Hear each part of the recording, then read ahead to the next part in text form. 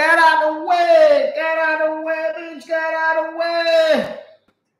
Get out of the way! Get out of the way, bitch! Get out of the way! Bam, bam, bam, bam.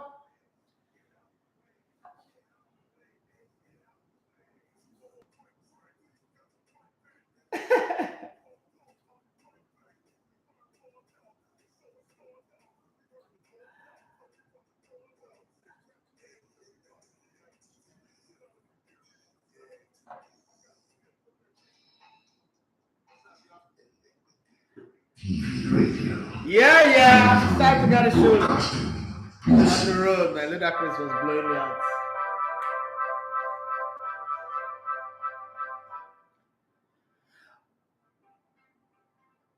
All right, good morning.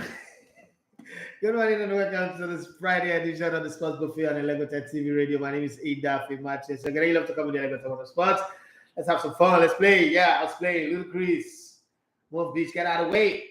Yeah, I was just thinking anything, anybody that is stressing you, anybody that is, giving you bad vibes, tell them to move, bitch. Get out of the way. Yeah. You gotta tell some. Sometimes you just gotta be naughty. Come on. You can't be holy all day, all week, all month. It doesn't work like that for me anyway. I don't know about you guys, but it works differently. How are you doing? Wherever you are in the world, how you doing? Yes, it's Friday. Hey, I can see you, Alex, Kade. I can see you, Taye. I can see you. We're coming. Today's drawing closer. Who is in Anambra, Oka to be precise. I'm going to be there on Thursday. I'm coming. Yeah, I'm coming. I should be going on Wednesday, but I have a class and I have a guest coming to mentor my students, so it's on Thursday. I'll be there to Sunday, come back, and hopefully jump on another plane and be heading to Dubai. So who's in Dubai? Who's waiting for us? What's the week been like for you? What has it been like? What's been going on in your end, your neck of the wood? Let's talk about it. Manchester United, hooray! I've announced another coach. It's the beginning of a new era to go and fail again. Woeful failure loading at Old Trafford. The Devil's Den is the den of failure now. Players are going to be signed. They will come with high hope and expectations, and at the end of the day, they would fumble and wumble. And then again, class of 92 will be in the studio telling you how they're not playing well and how they're playing well. This thing, the funny thing, this thing has happened before. History actually does not repeat itself. Humans repeat history. History repeats itself. No, that's a drunk scholar that said that thing. It's not correct. History does not repeat itself. Humans repeat history. This thing has happened before. I mean, like my coming up age, my growing up, this thing was happening like every single damn day. It was there. But people, I don't know. People forget very fast. People forget very fast. And now they are about to repeat that same issue. Hey, Johnny, where have you been? Thank you so much. He said, I'm back. Live, baby. Work has been busy preventing me from the lives. Hope everyone has had a good week. Yes, we have. Up ETH. In case you don't know who ETH is, it's Erik Ten Hag. Very soon it will be ETH or ETH out. You know the thing. This guy is coming out like Monumental Failure is downloading. It's just a very heavy file, so it will take time to download. 1.5 season, 2 seasons into the job. We'll start seeing him kick out. Manchester United fans will start saying he should be kicked out. I got the message. Let me read it from Kule. Hello, Edafe. Good morning to you. I was listening to the show earlier between you and the lady. I can't remember her name. I think she's Osas. And the other guy, Mr. Frank. It was a nice one, general conversation that you are having. You seem to have knowledge in everything. I like your approach. What you said about the way you approach life, but is it really true that you saw a woman and got married and asked her to marry you immediately? How possible is that even? Well, it's true. And I want to know, what's your take to bullying generally, whether it's cyberbullying, physical bullying in the office place, people not really giving you the respect that you deserve from things that you do? What's my take? I'm going to throw this to the congregation first. Those of you on Instagram, those of you on Facebook, those of you on YouTube, if you have anything to say about this one, I'm going to say something, but I'm going to give you guys the next 2 minutes to say something about it. What's your say about bullying? How do you respond to bullying? Because Kule here wants my opinion on bullying, whether cyberbullying or real life bullying, bullying in the workplace, not being appreciated for what you do, being treated. You didn't write that one, Sha. But bullying generally. So what do you Debanom, it's the first time joining you on Instagram. Thank you very much, Debanom. I hope you don't get disappointed. I can be crazy, erratic, playful, laugh a lot, say things that are not regarded as radio words. So just prepare your mind. Prepare your mind, prepare your soul. Rewatch on that day.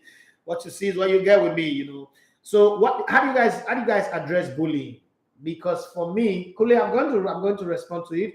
For those of you who want to send in a message, if you're not on Instagram, you're not on YouTube, you're not on Facebook, you want to send in a message, you want to ask questions, because on Friday we don't just focus on sports. Debanom, love your show, Mr. Idafi Matthews. Thank you very much. What we do on Fridays is we ask general questions. You can ask me any personal question. I'm obliged to respond to you. Believe me, I'm obliged to respond to you and give you answers as honest as I can. You can choose to interview me, interrogate me, do whatever. But don't ask me what sex style I love.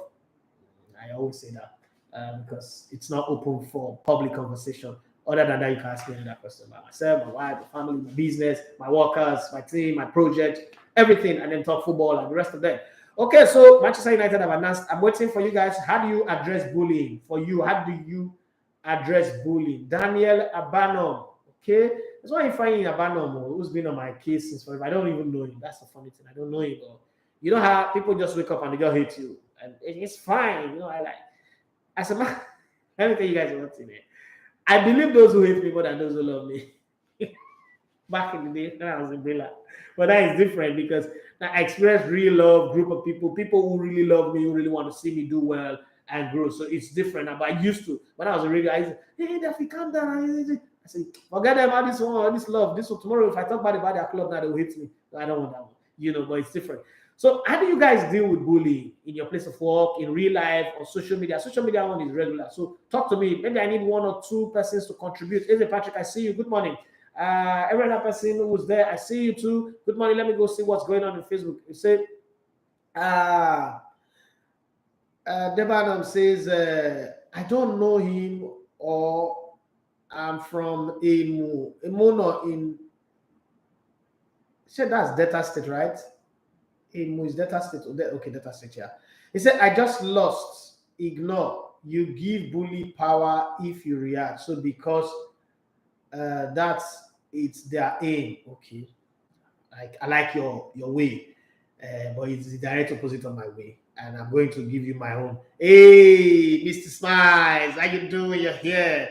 Mr. Patrick said, I once had someone bully me in school. I laughed about it and then made me through my actions and kindness. Me. Be kind to a bully. Me. Let's organize that thing. On my digital area. Me. Be kind to a bully. You don't make me vex. I know why you was raised. My mom, oh, my guys. For 3 a.m. When you supposed to sleep, we can go back to bed. All right, thank you very much for joining first. What champion is watching? We're global now. We're big now. Okay, so let me tell you how I was raised, because they say man is the product of his environment. You see, this office is not working today. What's happening? Let me add another one. I can't come and die because I want to have fun. Okay, so my mom said that if you follow person they follow you, they play. Mr. Smiley, I was asking somebody asked a question. How do you deal with bullying, both cyber bullying and physical bullying, and not being appreciated in the place where you work? How do you deal with it? This person sounding like it's depressed. His name is Kunle, but he didn't tell me where he's sending his message from. So I need people's opinion. But some people have given. Okay, so Johnny, now I know why you like me. We're raised by the same parents. Mr. Smiles, he said this one way Elegbete they hail me. You don't like red? No, I like you. I don't like Red Devils. Man United will not go so far. This is my new coach, not go so driver. Oh, you know, go see. Okay, so let me tell you how I was raised. My mom used to say, if you follow person they play, person they follow you, they laugh, they joke, it can't knock you. Like if they tell you to do, you know that there, why it just knock you. Give her 2. In that same way, tell them story to tell them something, then knock them like 2. Give her 2 problem. But if you take that knocking, another person will see him because it's okay to hit this guy. You become the weak guy among the group. And like I said yesterday, lions, as strong as lions, they don't attack the strong. They always attack the weak. Okay? Even though they are the king of the jungle, always attack. My internet is terrible. YouTube people are struggling to get me. Lion always attack the weak one of that pack.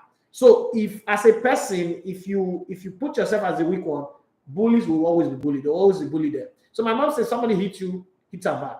It is not an offense. It is called self-defense. Put yourself in a position where people know you can't mess with this one. No, be good at what you do, but put yourself out there. Everybody who's worked with me will tell you this thing about me. That guy, they take no sense. So they fall and play any play. That's like, if there's any feedback you will get from me, like about me, in all of the places I've worked or the teams I've played with, everywhere I've worked, that's the most common word people will say about me. That one, he had the auto, they take rubbish. So that's what people will tell you. Oh yeah, Omaba, I say good morning, essay. How I deal with bullying at my place of work and outside is being myself. I don't let whatever they do affect what I do. And lastly, I give back 200% of what you dish out. Oh, Jesus Christ. So you, Omaba, shop knuckles, you correct. Kiss. Slapped me, I cried, and I came home. I was crying, and my mom called me. After beating me, she now slapped me and said, the strongest, there are 2 weapons. No, she said there are 3 weapons that I have that are very, very strong. My forehead, that this head no go break. If I use and head somebody for nose, it no go break. If I don't fit, make I hold the person, make I bite her, make I do and Luis Suarez, nothing go happen. People go shout, they go cry, but nothing go happen. And then if I don't fit do that one, make I blow. And I think when I got about 9 years ago, she now told me the use of my leg. She told me, taught me in front so that you cannot fall when you kick. So my mom taught me martial art without knowing that she was teaching me martial art, but it was an act of self-defense.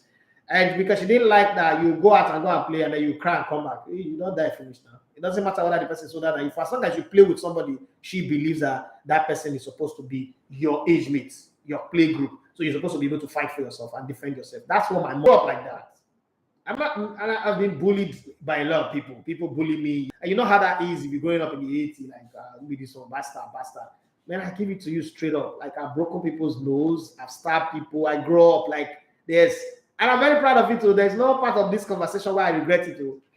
Both sides, like all up against me. I took up arms and I was against everybody too. It was me against the world. I was Tupac Amaru Shakur. I always said that if I was going to be a rapper, like a character of a rapper, Tupac, that I am, we would die here now. I'm worried, boy, we die here. Because when people bully you, it's like they're testing the waters. So once you take it 10 times more, and there's nothing you can do. And once they keep doing it, they'll oppress you, they'll eat your money, they will do all sorts of things. You can't say anything. And let's leave it for you. Say fire for everybody. They'll say you get by, they send lion to consume, to shop all of them. What are you saying? I mean, now my turn, I'll call it back for God. No, vengeance is mine, says the Lord. That I'm God vengeance. My own vengeance is my own too, says me. You understand? It's just as simple as that. Don't let people bully you and get away with it. For cyberbullying, it's different. Because cyberbullying are a group of very, very weak people who don't have sense. And they try to like exhibit that their senselessness everywhere. So I'm on different platforms. I'm a YouTuber. On YouTube, you can't block people. And people say, hey, you shouldn't be talking like that. You want subscribers, why would you be blocking people? Well, you can't block people. If I can, I would have blocked some people because some people take the advantage to talk rubbish. But hey, you can't block people, so there's absolutely nothing you can do about that. But for Twitter, Instagram, as much as I want to have 10 million followers on those platforms, I don't want to have one idiot following me and talking rubbish. But sometimes I just get over them because this is lack of education, lack of information that make them to say that. Now, when we do banter, for instance, and there's a common thread among people that how did you even become a journalist? There's one Felix that's normal challenge. But when you now begin to get personal, you begin to insult me, you begin to like try to want to make me look less of myself. My dear, I'm going to come at you with all that I've got. It's my way. It doesn't have to be right. It doesn't have to be perfect. There is actually no perfect way. There's no manuscript that says this is how every human being should live. That's why I don't try to interfere with how other people live their life. But what I always say is, Let the cruise that you are catching is active animal by nature. We like to exploit people. If somebody have a way of signing your salary and using it before you get it, they will do it. If somebody have a way of putting their own car key in your car and driving your car away, they will do it. So create a persona, okay, that makes people know that you can't mess with this guy. You can't cross certain lines with this guy. Define your boundaries. It's not enough to set boundaries. Define what those boundaries are and let people know from the get-go. Don't take shit from January to June and then laughing at you. You be the devil that people can play with the horn. You have to set boundaries from the beginning. That's the way I see that one. Divine 1-4. This is going up so fast now. What's happening? 14859. He said, "Good morning, Lelegote. You are doing a great job. Keep it up. Thank you very much."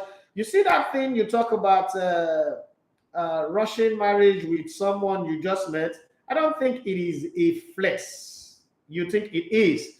My husband knew within just a few weeks, month, he wanted to marry me and proposed. Okay, good. Okay, so somebody also raised that question here. Your wife in less than 2 hours, you ask her to marry you. How is that even possible? How did you know you were not making a mistake? How did you know that she is the one? I mean, common sense.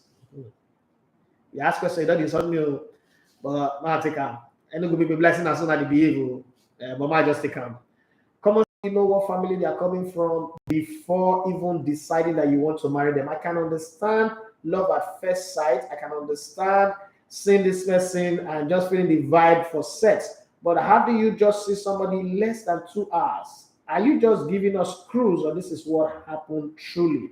Because how do you see somebody less than 2 hours and you decide you want to spend the rest of your life with them? Neka from Enugu. Okay, so I think I've said this thing many times. Okay, Debanami say I did same thing, divine. So I think I said this many times, and sometimes my wife is there. We have had this conversation. I've done an interview, different places where we have this conversation. So first off, the decision to get married was mine. To get married from the age of 25, I already knew I was ready to get married anyway. I wasn't hungry. I wasn't broke. I had money. I could take care of myself. I started living on my own since 1991. So it's not like, oh, I was struggling for a space. I had a big space. I was living in a three-bedroom flat. I was comfortable doing my life, living my life the way I want. My life was on my plate. I was already over 30. I knew I needed somebody in my life. I had my own fair share of disappointment here and there. So when I saw this beautiful black lady, I mean, I'm not a fair skin, a fan of the fair skin anyway. So it was clear that, okay, this is it. Okay.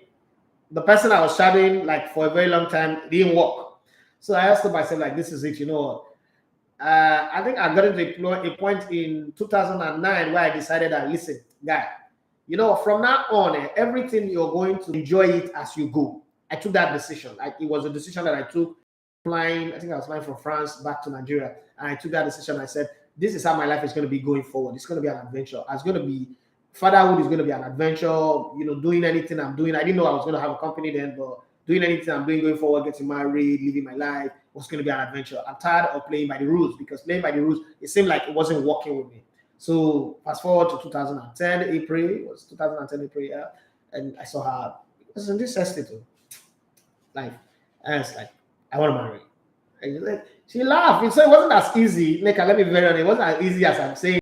She laughed and she just said this thing. She was as blunt as I am too. Like, how I met my match. She was like, look, if you look for somebody to sleep with, we're both adults. You say it in a way that I could consider you. If it's something that I want, I'll tell you. But don't come here and look at me and think that I'm the most frustrated, hopeless girl in this world. That's if you just throw marriage in her face, she will not jump up. Who are you to be saying that? And you should be responsible. You shouldn't be talking like that. It was shocking, This was that it wasn't a basketball moment. Okay, it wasn't a basketball moment where she says that and I'm going to give it back to her. Humble.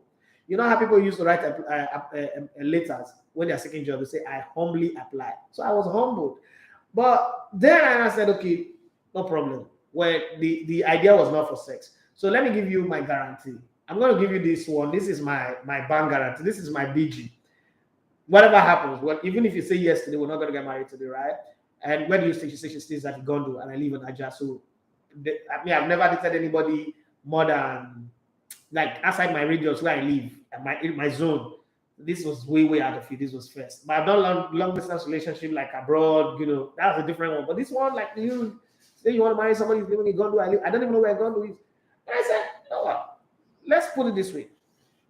I'm going to give you my number. As you go, call me if you can. If you don't want to call, but just call me. But by eventually you might delete my number. So just give me your number so that I have it. I promise you I won't call you for the next 3 days. But in 3 days' time, if you've not called me, I'll call you. In 3 days, this babe will call me. She didn't send me. She don't really send me. But then I called. After 3 days, first off, I'm free midnight call. I don't know if they still do it. And I told her, look, the most important thing to me is my sleep. And then they play with them. All those people when they do midnight call, they know that they're useless. I said, but I'll call you during the day. Just let me know what time is good enough to call. And that's how we started talking. Like we're talking for like 6 months. We weren't seeing each other. There was no video call, no WhatsApp video call. And then no, it's not been up to 6 months. I think I invited her over for her birthday, and then I called my mom and I said, I've seen the woman I want to marry, blah blah blah blah blah blah. And it's like, okay, we're coming to see you in October for your birthday, and I introduced her to you. And my mom spoke to her on the phone. And then my mom went to go and die in August. My mom died in August, and then we went to worry for her burial in September, and I had to take her with me, but I couldn't introduce her to my stepdad and my siblings. This is the person I want to marry. And then I got back to worry, and all those old flings, all those old relationships that I've had, were all coming from. My mom was a celebrity. My mom is more popular than I am, so it worries. So she was the like the big owner. She's the babe, And everybody was showing up at the wedding. People were traveling from other states to come attend my mother's burial, not when burial, my mother's burial. And she was seeing all these people the way they were flowing around me, jumping. I said, was really popular because she's not a popular. She didn't even know what Real Life M was, and I didn't put it in the front. I want her to just know me. Now, she saw all those things in worry, but I was just there. I was drive out. I'll carry her to go and eat. We'll come back, stay in the hotel where we're staying. I put her in the hotel. I was staying somewhere separate. She was staying somewhere separate. Can you imagine that? So when we came back, it was not difficult to have the conversation around marriage because my mom just died. If it was my father directly, maybe it would have been easy, but this is my stepdad, right? So it was difficult to have that conversation, but I was bent on, I need to get married. I don't care. My mom is dead. I'm gone. I'm going to hold my life down because of that. So long and short, the next June we got married. June 4th we did a traditional marriage. And then I made the greatest mistake in my life. I did a church wedding. That's like the biggest mistake I've ever made. Church wedding, now I regret it, okay? That's the only one thing I've done in my life that I regret. Every other thing, fine. It's good. It's an experience. But then we got married. So now we always celebrate our anniversary 11th of June when it's supposed to be 4th of June. Because that's actually the day I got married. Well, hey, life is, that's how it happened. So Neka is not like, I'm not catching cruise. That's the truth. Funny, but we're going to be 11 years in June. 11 years. Still there, no fight, no quarrel, no, we're not planning. It's just what it is. So sometimes these things happen. It's not impossible. It's just that we are all set in one way that this is the way people should get married. If you don't get married like that, then there's a problem. Guys, I'm really, really sorry. The internet is acting funny. It's not something I can do. MTN, I've been doing some funny things in the last couple of days. Guys, bear with me. But thank God the Instagram is working. So if you guys can run away to Instagram for today, everybody go to Instagram. I think we'll enjoy it. I don't even know if the Facebook is working as well. But let me see. Ogofaya Maria, I say history does not repeat itself. Humans repeat history. Oh, deep God, provoking word. It is so true that people forget very fast. One of the reasons our world is like this. And he said, if it is someone I can avoid, I avoid the person altogether. But if I have no choice to stay away, I become confrontational. Cause I am a very blunt person. If confrontation does not work, you go walk. I start to give attitude, become revengeful, and look for ways to pay you back in your own coin. But the challenge is paying back could be stressful. No, it's not stressful for me.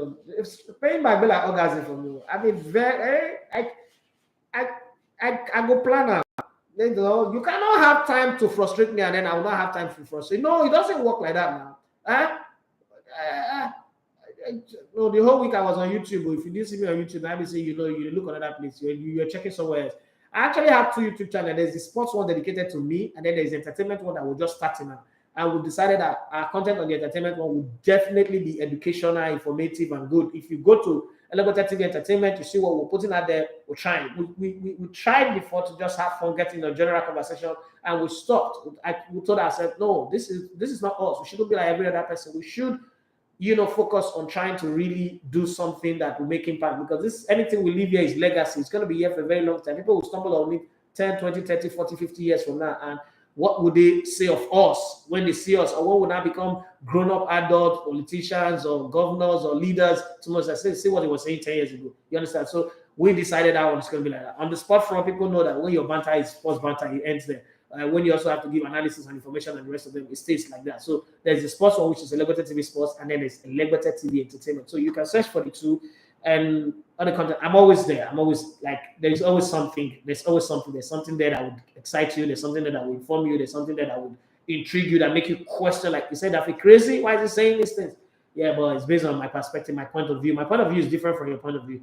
But most Nigerians, once your point of view does not align with their point of view, it's because you've collected money, you've been paid. And I see that a lot. But hey, that's what it is. Oh, Debanam is saying, I'm a Chelsea fan. Oh, you guys so far. Yeah. I did a video, but my producer did not edit it, and we are unable to upload it, and it's gone.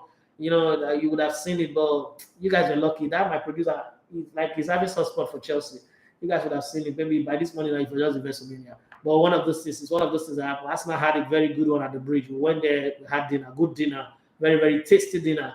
It was a four-star dinner. It was very, very good. But thank you very much for being that. Good for you, Maria. See, for me, payback is not stressful. The way I see life is, if it's good for you to do it to me, you must have thought about it. Because I don't think that anything happened by mistake or by accident. You must have thought about it. You must have put yourself in my shoes and say, like, if they do this thing to you, how you will feel.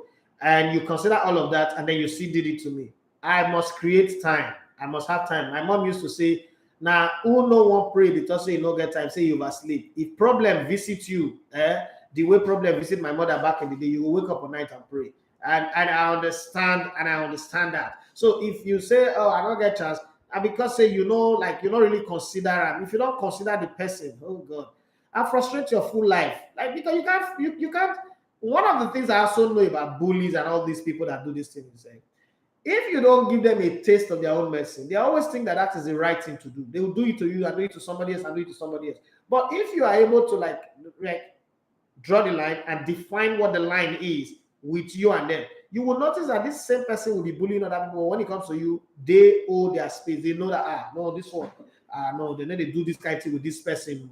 Have you ever seen anybody who just go to Babalawo place and go slap the Babalawo? No matter how poor, wretchedly looking, because mentally you think that guy get just to fit you to stone or goat or something. So you're careful with them. They tell you take off your shoe, you take off your shoe. They tell you you do anything they tell you to do without even holding a gun. Okay, we still argue with police where they hold gun, but we never argue with Babalawo because that's the way we feel about them. So it also have to be that information. That's the line. Babalawo don't draw the line in sound of time. Like if you come to my space, if you come to my space, you have to behave. If you don't behave, I will do you something. So now those things make us kind of fear them. That's why when Nigerian pastors want to use fear to colonize you, the content is saying one Babalawo of your village, and they worry you. You fear because you've been taught to be afraid of them. If you were taught to see them as beggars on the roadside, you will not be afraid of them because you're not afraid of beggars. Look, my point is, if somebody is mean enough to try to hurt me, I don't know what you put out my eyes.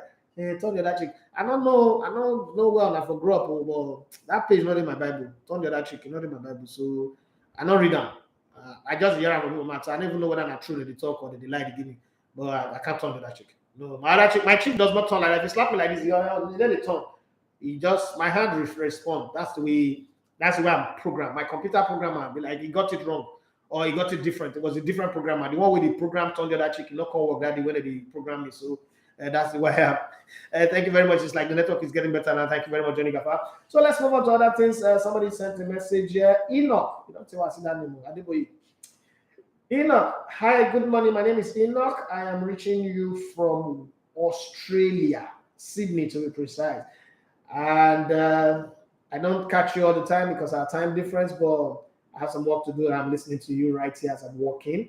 Uh, I listened to the show earlier, and you were talking about man being a product of his environment, which I agree with you completely. And you talk about not blaming people for things. Don't you think that that also would encourage people to do things and know that they will not be blamed? Okay, that's not the context in which I was saying. I was saying that over time in Nigeria, we've perfected the act of blame, like pushing the blame to somebody. So instead of getting solution for the problem or seeking collective solution to the problem, we just blame somebody. Okay, let me give you a typical example, like the examples that I said earlier on.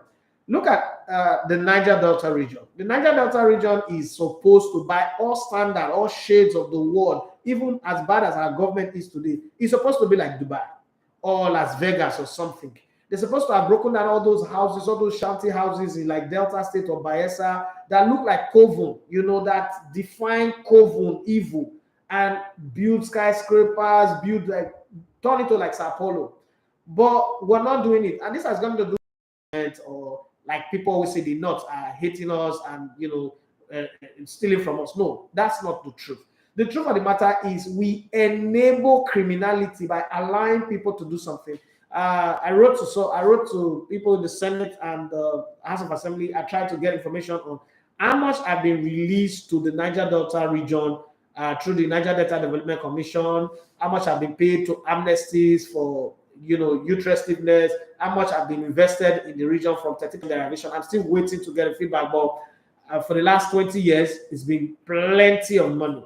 And those money, unfortunately, the people who receive the money are people from that region. It's not Northerners, it's not Hausa people who come to Niger Delta to receive the money. It's the people from that region.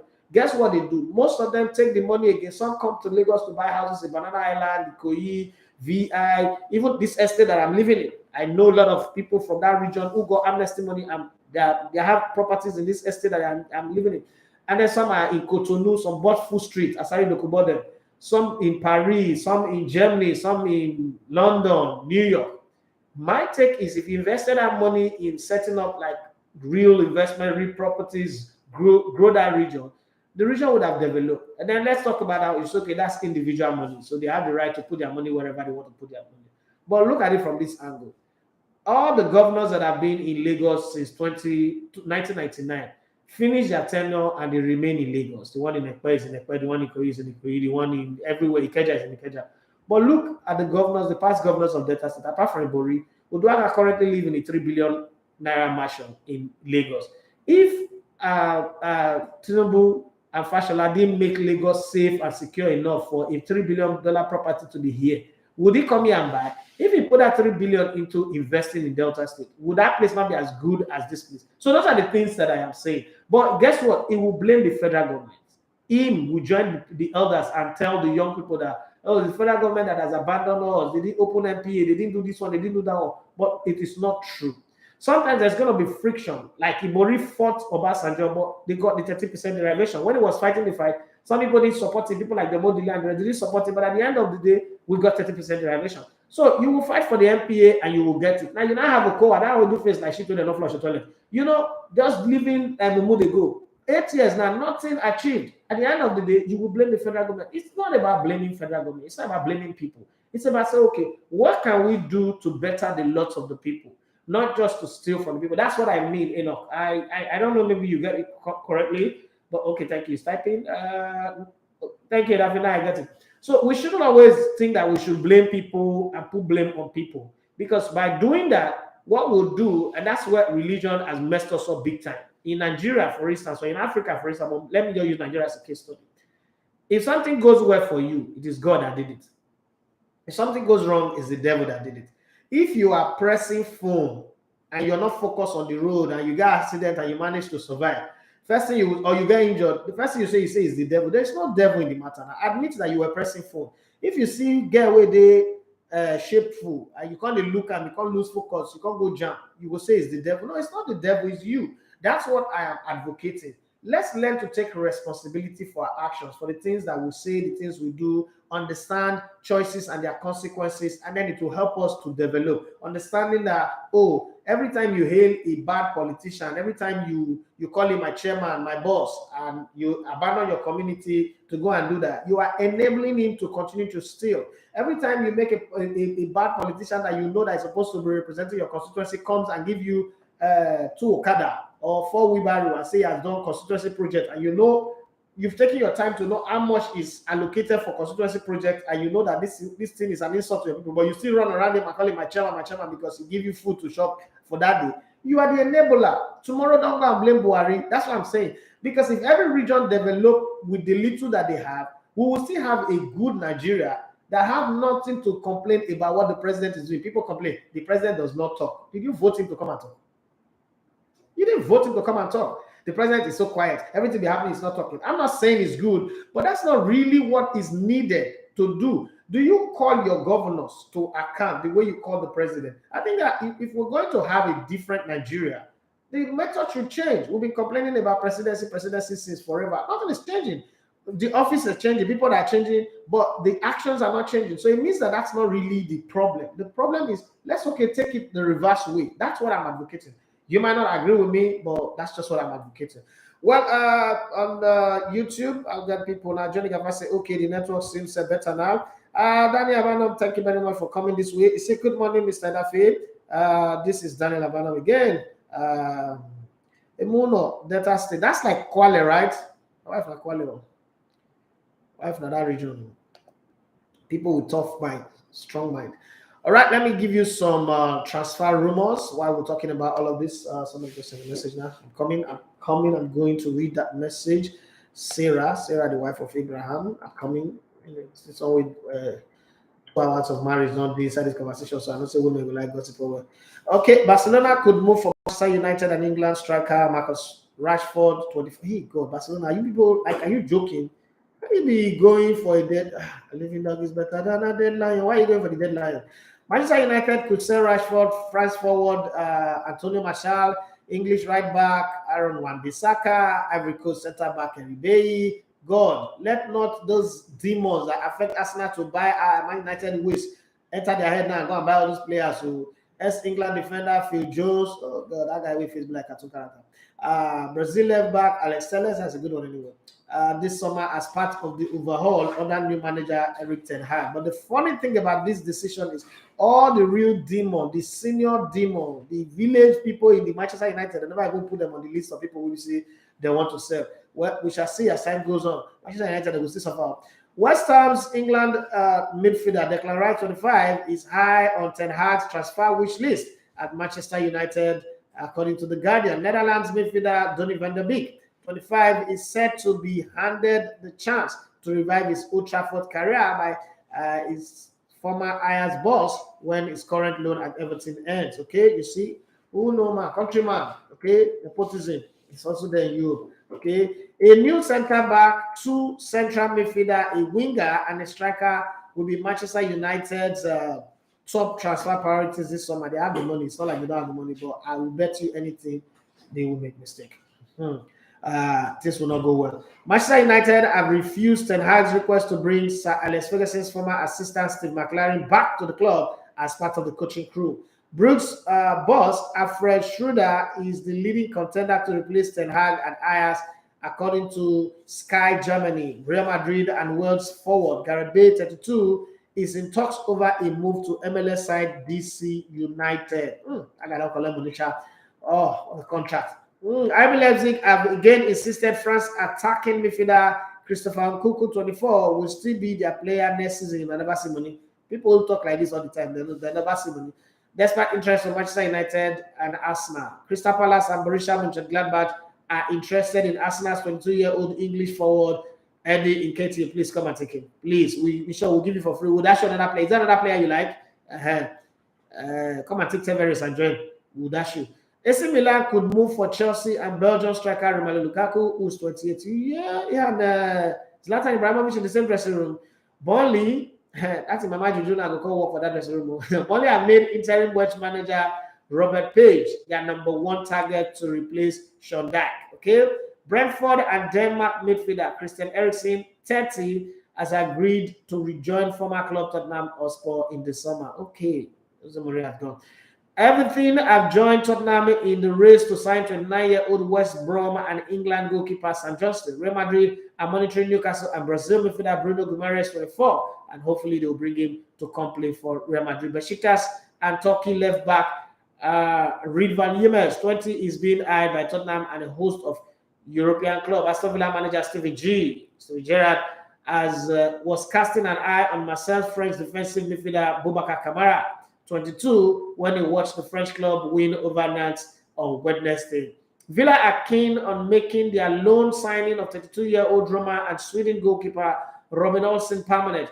Paris Saint-Germain and Argentina winger Angel Di Maria, 34, is wanted by Juventus when his contract expires this summer. Leicester City are trying to beat Tottenham Hotspur to the signing of Brazil centre-back Gelson Bremer, 25, from Italian side to Reno. Aberdeen right back Kevin Ramsey, not Kevin Bassey, 18, is being monitored by Liverpool following an impressive breakthrough season for the Scotland under-21 international. Manchester City and Newcastle are both pursuing a move for 18-year-old Rangers midfielder Alex Lowry. Mike Lowry. Okay, that's the transfer rumor that we have on the transfer side of town.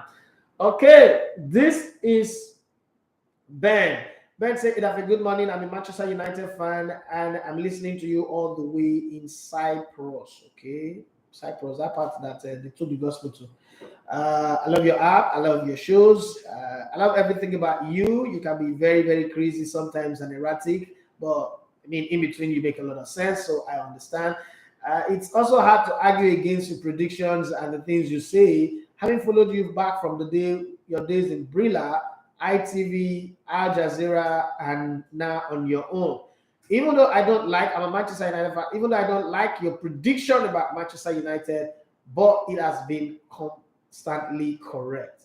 I need to remind you, I am that guy who told you I was going to sue you in 2013 when you predicted at the retirement of Alex Ferguson and appointment of Moyes that Manchester United were going to end in 7th. And I remember we had a bet. You said, if they end in 7th, I will buy you a Ferrari. If they don't, I should sue you. Although I didn't have the money to buy you a Ferrari, but we actually ended in 7th. And I've seen you make a lot of predictions.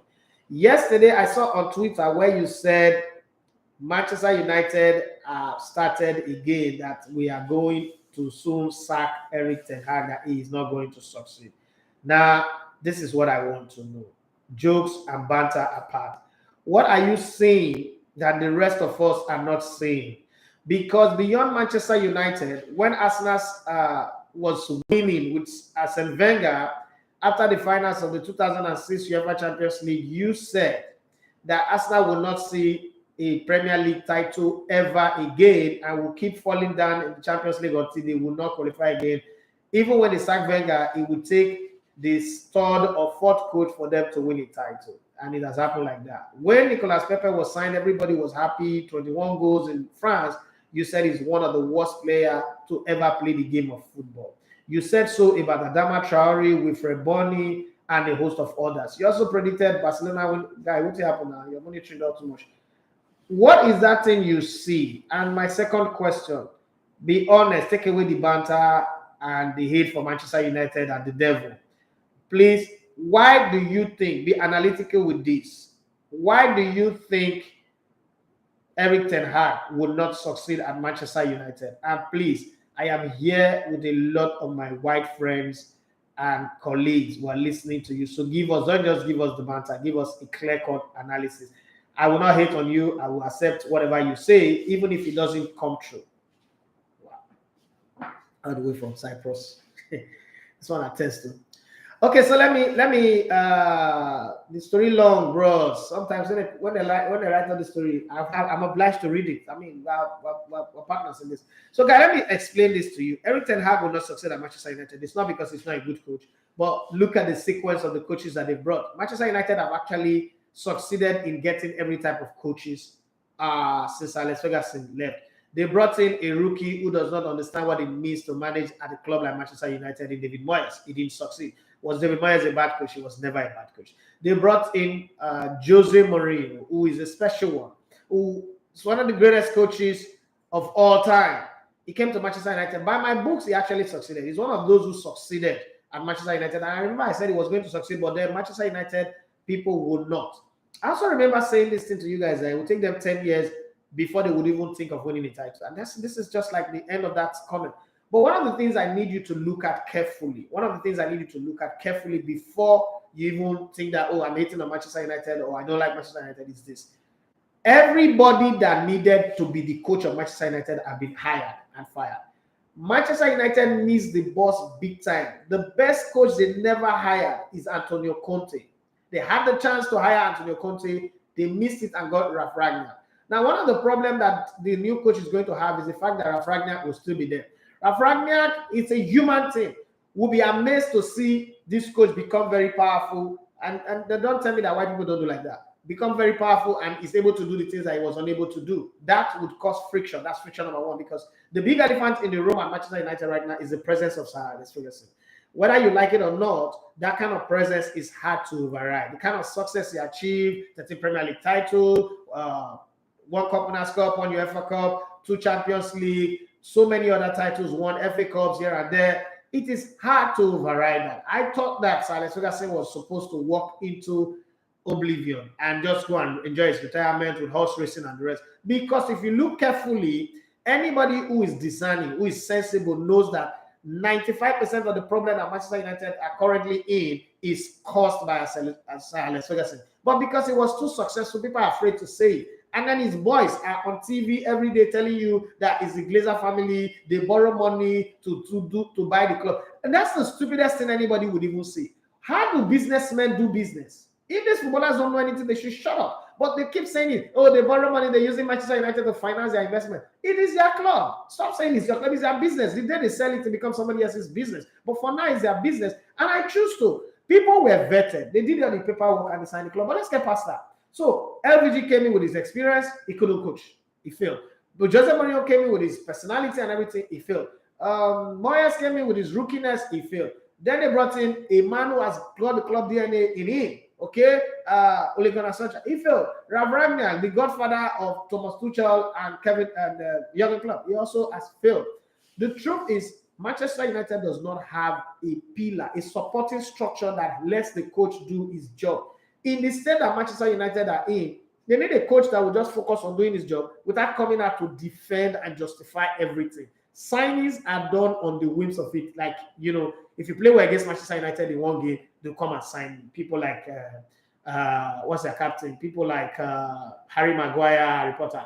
And, you know, a lot of the players that they bring. Oh, they just heard that Cristiano Ronaldo is going to Man City, they signed him. They have not signed players because they needed them. There's a few players that they signed that they needed, like Bruno Fernandes, but they've not really signed players because they needed them. They signed players because, one, there's a hype around them, like the kind of mistake that Man City did with Grealish. But if you look, just oppose Man City and Man United, and just use the period that Pep Guardiola have been here, just use that as a period to judge these two clubs. You notice that Manchester City have only done 3 bad signings since Pep Guardiola arrived. But if you look on the other side, of the signings that Man United have done in this same period, Manchester United have done 80% of terrible signings. Manchester United is a forward-minded club. It's a club that loves to go forward. It's a club that puts in crosses into the box and score goals. They went to sign Aaron Wan-Bissaka. Aaron Wan-Bissaka has never made an assist in his life. He doesn't know how to go forward. He doesn't know how to make crosses. Who scouted him? Who took that decision to sign him? They signed him. They signed Harry Maguire. Harry Maguire, not only that they signed him, they took a decision to make him the captain. How do you make such a person a captain? A person who's not even put his foot on ground, who's not stabilized himself, who's doing what he's doing. And then when you're signing player, when you make a player a captain in football, you're supposed to bring in people that he can lead, not bring in people that he cannot even talk to. How does Maguire talk to Pogba? How does he talk to Bruno Fernandes? And then you're now bringing Cristiano Ronaldo into that dressing room. How does he talk to them? So those are set up that are, you know, an interregnum. They set up for them to fail. Having said that, a club that is in a rebuild process, you look at Xavi at Barcelona, or let's go back to when Pep Guardiola was at Barcelona. The president, the club, the board, everybody was doing the work, signing player. If the coach said, I don't like this player, like the case he had with Zlatan Ibrahimovic, they quickly disperse on that one and then give him the environment to work. Manchester United don't do that. They don't even give you the environment to work. They don't give you the tools to work with. They don't give you the chance. Then they leave you to hang and dry with the press. They allow the class of 92 to attack you. There's no real official position coming out from the club that backs the coach and the players that shield them from all of the attacks that is coming. And then these guys will need to respond to it because they are coaching in different times. It's Alex Ferguson's time. He came in through the rank, and then media was also evolving at the time. He went from the old league to the Premier League, and he had control. It was like the ancestor of the game.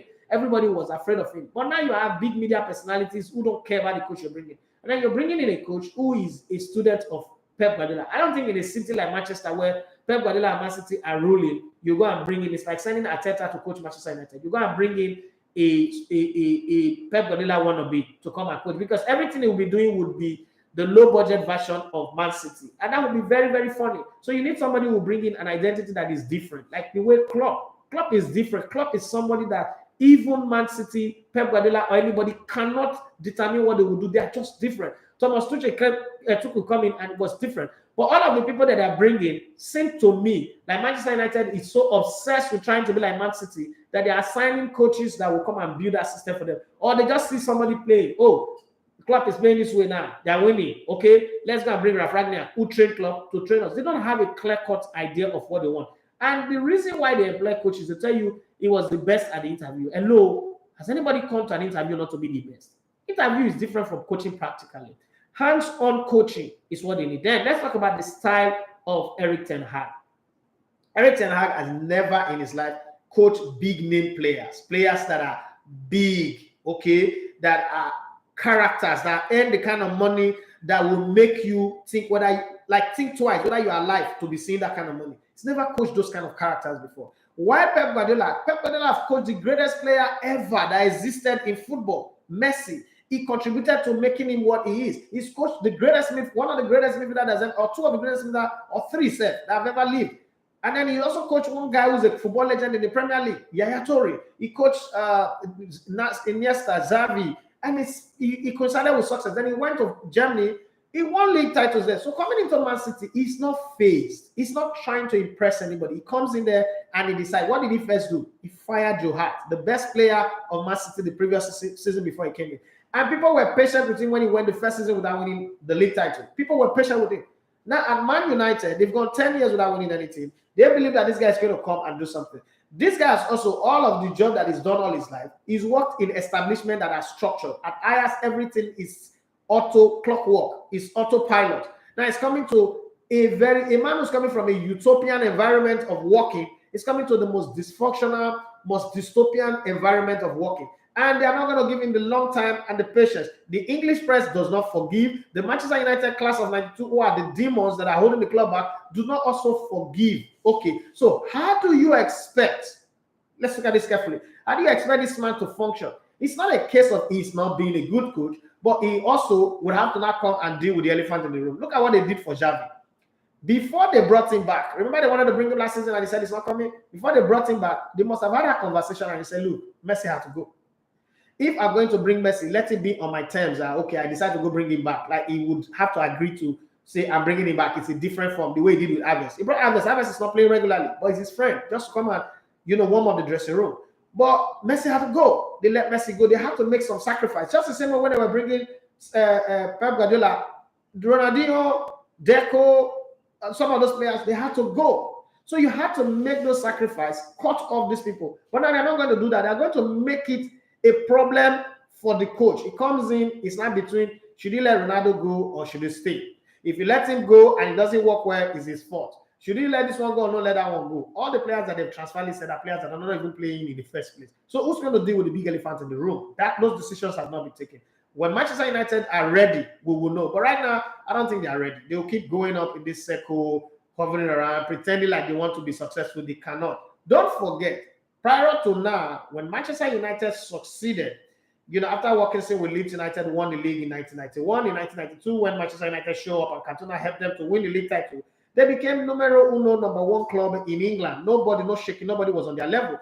And they were ascending, they were going up. Now they've crash landed.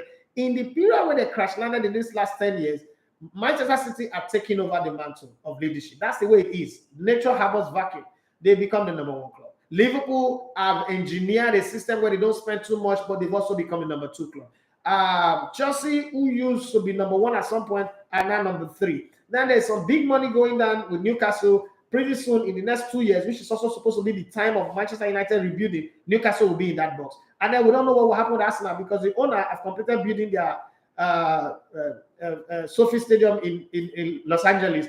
They will not have more money to spare. They might decide to invest again and put Arsenal on that list. So Arsenal now becomes, maybe, let's put it this way, I'm not even putting Arsenal in number 5, but you have Man City, who will still be there, already talking of bringing Haaland. Then you have Liverpool, who are already re-engineering the team. They are skinning themselves and bringing a new team. They'll be there. Chelsea will still be there. The new owners that are coming looking like they have money and they want to follow the standard that is there, they are number 4.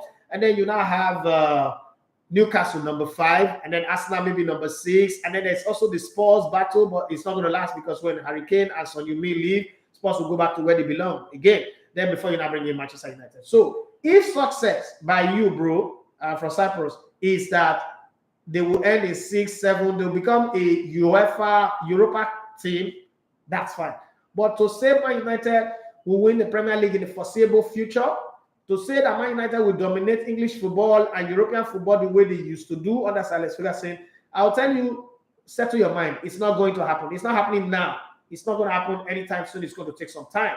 Because even the fact that they have money, the elasticity of their money, have not been able to give them anything. Manchester United have not been richer now than they've ever been. So if it has not given them anything now, it's not going to give them anything again. I'm sorry, I'm not breaking your heart, but I'm just telling you this is my position. They might surprise us like Leicester City, but Manchester United wins any league title. It's not a surprise. It's not back to normal traffic. That's the way I see it. If company end of the show, it's 10 o'clock already. I wish I could stay more, but I can't. Victor Malalu said the internal structure needs to be changed, including mode of transfer and the type of players. Then they should give the coach time, like 4 years to rebuild. Ferguson should stay off. I agree with you on that one as well. And on YouTube, finally, we're there. 59 minutes gone in the conversation. And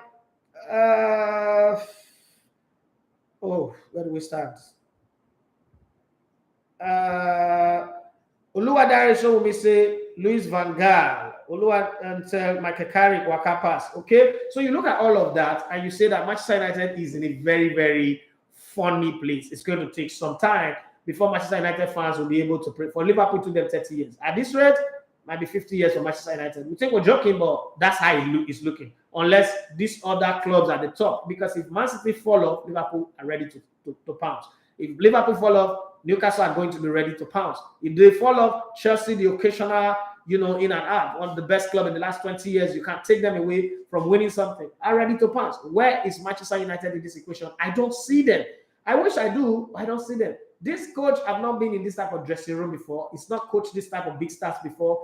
He has to come and deal with that. And one wrong move might just be, back to the beginning. And, they keep saying it's a new era. It's beginning to sound like Nigerian churches and every new year. It's the dawn of a new day. Every day, new beginning, new beginning. You can't be having a new beginning all the time. You have to build on something that you already have. But Man United, every 3 years, they're starting to build. I didn't do the Tower of Babel. I don't know. But whatever it is, we'll have some fun. It's been a great weekend. Sorry for those of you who I didn't get to read your messages. I'm sorry. I really apologize. Thank you very much for everybody who joined in. Those guys who were very patient on YouTube when the internet was misbehaving. I'm sorry about that one. Please don't forget to subscribe to our YouTube channel, Elevated TV Sports, and also our entertainment channel. Encourage us there by your comments. The content we're putting out, we're trying to be different. It's not easy in a world where it's all about liking and clicking. So you want to dance to the whims and caprice of people, but at the same time, you just want to be different. So if you have time, you can subscribe or tell your friends to subscribe to Elevated TV Entertainment. Let's grow that one as well as we're growing this one. Thank you. My name once again is Idafi Matthew. You love to come in Elevated on the spot. It's been a great day. Friday edition of the Sports Buffet. Bye-bye and have for yourself a wonderful day. Like I always say, don't be part of the problem. No matter how bad it is, be part of the solution. If you're not fixing it, encourage those who are fixing it. Have for yourself a massive and great weekend. Bye-bye.